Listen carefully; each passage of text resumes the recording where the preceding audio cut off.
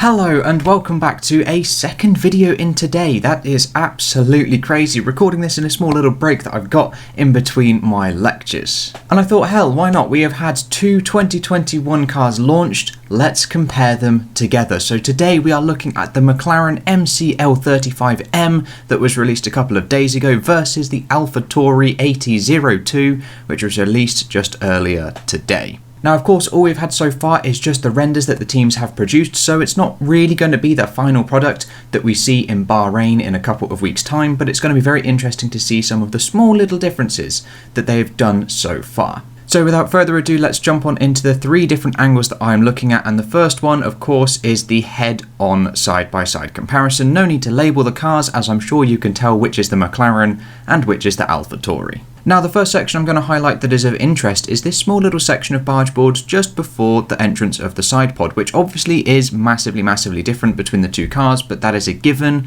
as they are running different power units. But this small section highlighted here is of a very similar shape to the Tauri. It's just Tauri reaches a little bit further up into the sky compared to the McLaren, but it is still one vertical and one horizontal. There's no sort of special funny little add-on bits. Which, if you have just come from my Tauri 2020-2021 comparison video, you'd have seen that in 2020 they had sort of a box, they had an enclosed square, whereas in 2021 that square is gone. Then the next thing to note is this small little flick on the end plate of the front wing. This is to deflect the air around the front wheel of the car. Both teams have this small little section.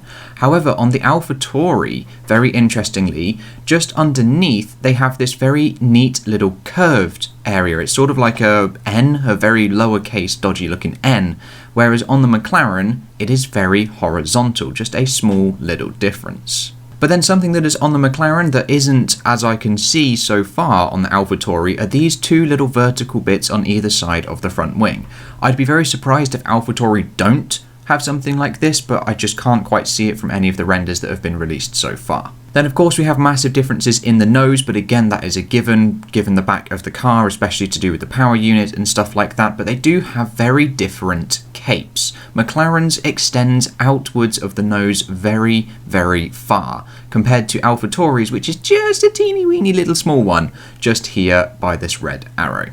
Now, I could go into a lot more of the small little finicky details if I spent a little bit longer looking for them, but honestly those would just come down to the fact that they are two completely different cars. I'm mainly trying to point out some of the similarities and some of the slightly larger details in this mainly 2021 regulations, which is definitely going to come in the top-down view of the cars at the end of this video. But the next little section that we are going to look at and the side-by-side comparison is of the rear of the car. Unfortunately, McLaren have not launched a photo like Tauri, and Tauri have not launched a photo like the McLaren.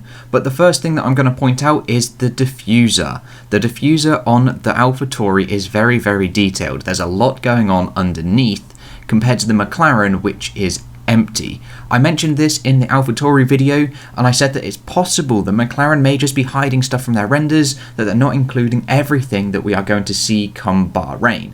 That is highly possible, and I think very likely. Equally, the rear wings are just utterly different. We see that McLaren have gone for this sort of horizontal / vertical strakes in the end plate of the rear wing, compared to Tauri, who have gone for this weird sort of split section in their rear wing instead. And sadly, as the two photos don't line up, there isn't much other detail that I can draw from these two photos, but we are now going to delve on into the deep dive of the top-down side-by-side comparison. Now I'm going to zoom in onto the section of the floor so we can see the Tauri and the McLaren floors just one little side, as they are mirrored images. We're going to start with Tauri and highlight their small little details. They've got one angular change just here, which is ever so slightly small. They then have a giant step halfway down the car just here, with a second angular change just here at the rear end of the floor. And if we compare this to McLaren, which at first I thought was just a straight line, but on closer inspection there is just a tiny little angular detail here. It is nice and straight just to the rear of the side pod until it changes, starts tapering to the back, and then there is a small little step itself just here at the rear wheel. Now, McLaren and Tauri have gone in completely different directions in terms of floor design. I'm much more intrigued in Tauri so far, as there are a couple more sort of individual small little details that are noticed, but McLaren, again, due to the lack of information and lack of detail on their diffuser, I think they could just be hiding something, and this is mainly the route that the FIA want them to take with the floor, whereas AlphaTauri definitely seems like a more aerodynamicist's interpretation or a team's interpretation of the FIA's rules.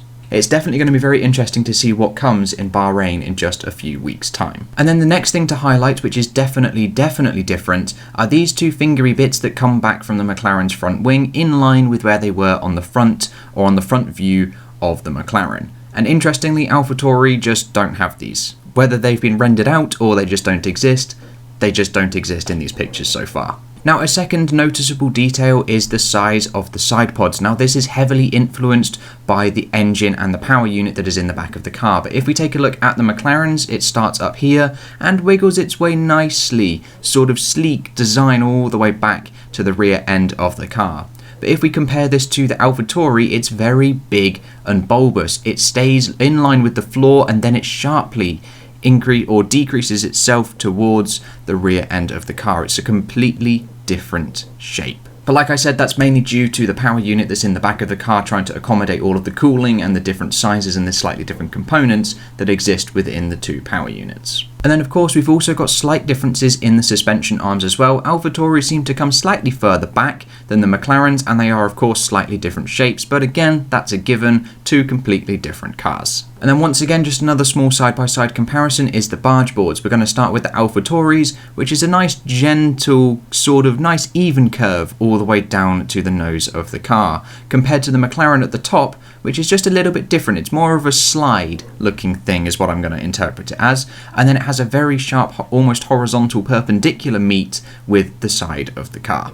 And there we go, there are some of the comparisons that I've drawn so far between McLaren's MCL35M and the AlphaTauri's AT02. If there's anything else that you've noticed, let me know in the comments below. If there's anything that you've agreed/disagreed with what I've said, also let me know in the comments below. But if you guys are interested in any of the merch that you see behind me, whether it be the Max Verstappen cap over my left shoulder, or the Suzuka track map, or anything that's inside the Drive Crate box as well, check out my Drive Crate unboxing for the 2021 January season preview. I'll pop a little card in the corner for that. But that's all I've got for you today, guys. I hope you have enjoyed, and I'll catch you in the next episode with whatever and whenever I decide to make it. I'll see you guys then.